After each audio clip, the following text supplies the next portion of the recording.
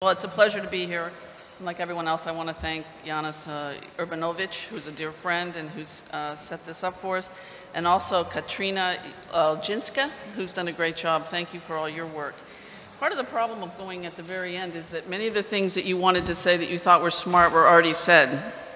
So I'm going to just give you a couple observations and then leave you with an anecdote. I first came to Riga in 1993 with Strobe Talbot and Ron Asmus, a friend of the Balt who's no longer with us. And seeing what the Baltic Forum has done over the years has been terrific. I've been able to come to the last three, and I think they get better and better, and I'm very much looking forward to this new iteration. Well, one of the things I wanted to do is to take up a point that Minister Piligovic made, which is we have two schools of thought. Do we go on pause on one end, or do we identify those areas of common concern and work together? And that's where I really want to be.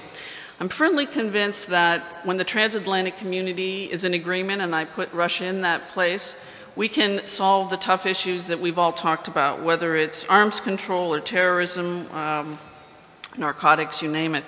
And we already seem to have a bit of a breakthrough. We're renegotiating missile defense, so that's terrific.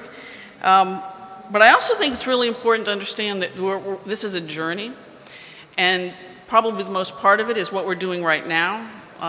Confidence building, getting to know each other, listening, and we can just take little steps and build that relationship to be successful.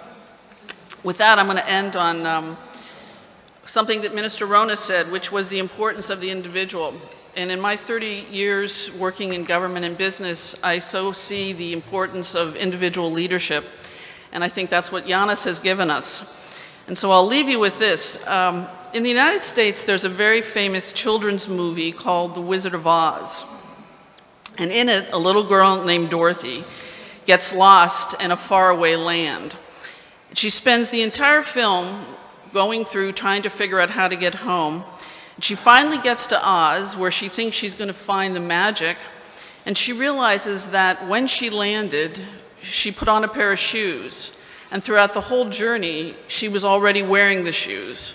But she had to believe in the magic and the power of the shoes, and when she clicked the shoes, she would go home. So what I'd like to say is I think we are all wearing the shoes. We have the magic, we have the power.